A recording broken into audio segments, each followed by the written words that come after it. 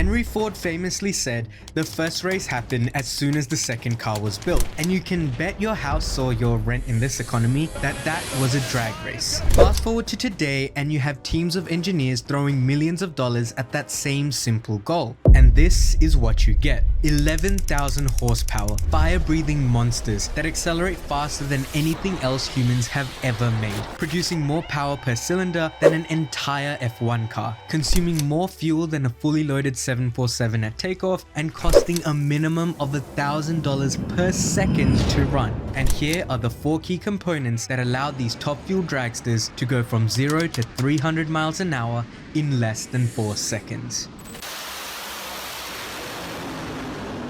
First, let's talk fuel. After all, these things aren't called top fuel dragsters for nothing. That's because they run on a highly specialized composite fuel made up of 90% nitromethane, with the rest mostly being methanol. Now, nitromethane technically has a lower energy density than both gasoline and methanol, but its trick is that it carries its own oxygen atoms. You see, in order to ignite any fuel, you need a certain amount of air.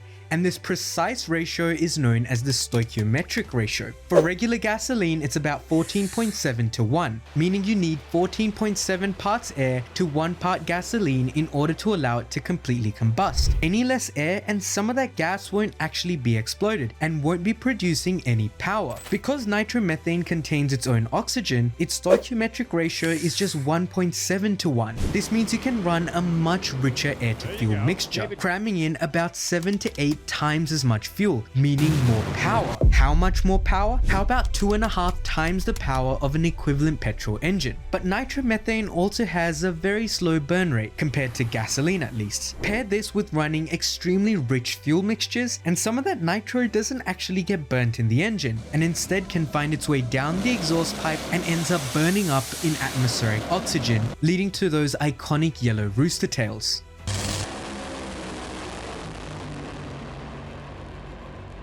But fancy fuel is useless without an equally capable engine. That's why at the heart of any top fuel dragster is a Chrysler Hemi-derived V8 supercharged engine with a massive 8.2 liters of displacement, or 500 cubic inches for those of you who use football fields to measure things. Anyways, these blocks are machined from a single piece of forged aluminium and have no water passages in order to maximize strength and stiffness. In fact, this lack of water passages and any cooling for that matter means that the power unit actually depends on the incoming air fuel mixture to cool it down. The cylinder heads are also made of aluminium, with hemispherical combustion chambers aiding airflow and helping accommodate larger valves. Each cylinder also has 2 spark plugs in order to ensure more reliable ignition, which is quite important. In fact, due to the pure volumes of fuel being guzzled by these engines, up to 5.7 liters per second, if a single spark plug fails even momentarily, the buildup of unburnt nitro in the cylinders can lead to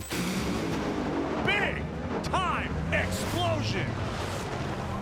Actually, let's talk a little bit more about those spark plugs. Dual magneto supply 44 amps to each plug, which is equivalent to having an arc welder in each cylinder. But the forces within the engine are so extreme that about halfway through the run, the spark plug electrodes are totally consumed, leaving the engine to diesel the rest of the way, igniting fuel from just compression and the sheer heat within the cylinder, meaning that at the end of the run, crews have to cut fuel flow just to shut the engine down. And despite only doing 540 revs from light to light, or 900 revs under full load including the burnout, the forces these engines face mean that they need to be stripped down and in some cases rebuilt between runs. All that is before we talk superchargers. Top fuel dragsters use a root style supercharger with 2 counter-rotating lobes forcing massive amounts of air into the intake manifold under high pressures. This generates a huge boost pressure of up to 60 psi, but generating all that boost comes at a cost, and these superchargers use up about 800 to 1000 horsepower in parasitic losses, meaning that an entire Hellcat engine would struggle to fully crank these bad boys. Massive engine plus massive supercharger combined allow top fuel dragster power units to produce over 11,000 horsepower with a red line of 9,500 RPM. But when your car reaches 300 miles an hour before you can finish a glass of water, a normal gearbox just won't cut it.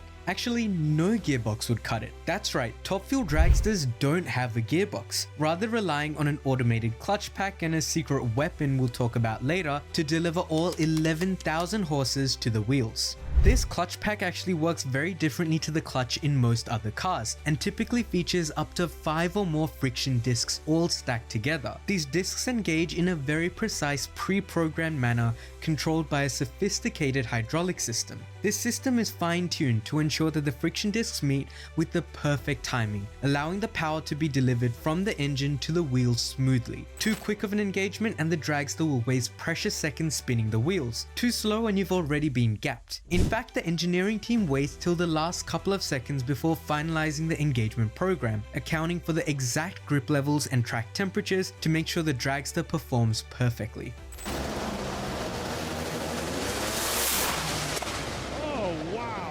Now, transferring 11,000 horsepower to the ground reliably is no easy feat. I mean, the tires on my Toyota spin every time I get a bit too excited on the throttle. That's why despite looking like simple slicks at first glance, these tires are one of the most specialized components on these dragsters. You see, those massive 36-inch tall, 18-inch wide Goodyear Eagles are made up of an extremely soft rubber compound that, when combined with the super sticky track surface and a pre-race burnout, makes them extremely grippy. They also feature a wrinkle wall design and generally run extremely low air pressures, typically around 6 psi. For comparison, the tires on your car are inflated to around 30 psi. This means that they're almost floppy at rest, but allows the tires to do their distinctive squat at launch. This squat is very important and shrinks the radius of the tire by almost 6 inches as the rubber wrinkles. This is really good for 3 main reasons. First, all that rubber wrinkling and gathering at the bottom of the tire means that the contact patch with the ground is almost doubled to about 250 square inches, larger than 2 side-by-side sheets of printer paper. More contact area equals more grip. The second benefit is that all that rubber being twisted and warped loads up, kind of like compressing a spring. This shoots the car away with extra force as it unwinds. And the third benefit is the shrunken radius of the tire actually shortens the final drive ratio of the dragster, meaning it takes less revolutions from the engine to turn the wheels, making it easier for the engine to rev up and accelerate. All 3 combined, and the squat allows top fuel dragsters to launch with an acceleration of almost 5 Gs, faster than any other man-made object ever. In fact, so much torque is being transferred through those tires to the ground that they require heavy-duty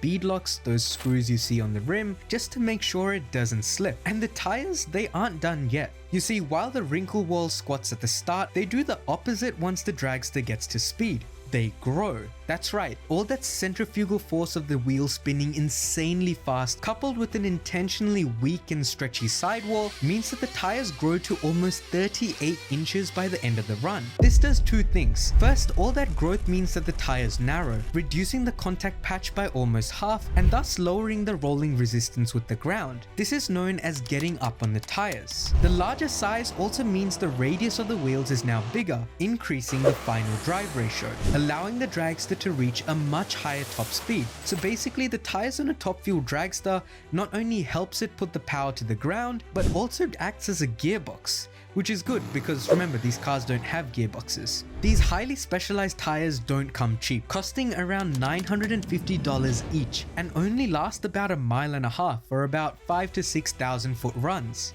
Anyways, we're talking about a race car here, so let's get on to aero. Funnily enough, that's actually why the exhaust pipes on these cars point up at about a 45-degree angle, allowing the car to harness its own exhaust gas to create downforce, adding about 1,000 pounds of downwards push, which is especially handy at the launch. But who are we kidding? Most of the car's downforce comes from that massive rear wing, generating around 12,000 pounds of downforce at 33 miles per hour, pressing the car into the ground and making sure it doesn't just take off. Another important point is that despite being a rear-wheel drive car with over 11,000 horsepower, you almost never see top fuel dragsters pulling a wheelie at launch. I mean, even a Dodge Demon does, and that thing only has 800 horses. So what gives? Well, that's thanks to this little wing at the front. But you see, adding a wing adds drag, which can really slow you down. Because of that, these dragsters are basically built as long as the rules allow, with a 25-foot wheelbase. This means that even though that front wing is pretty small, thanks to 25 feet of leverage, it's enough to keep the car from wheeling. Combined, these four components, fuel, engine, aero, and tires, allow top fuel dragsters to go from 0 to 300 miles an hour in just over 3 seconds, reaching 330 before the 1,000-foot mark.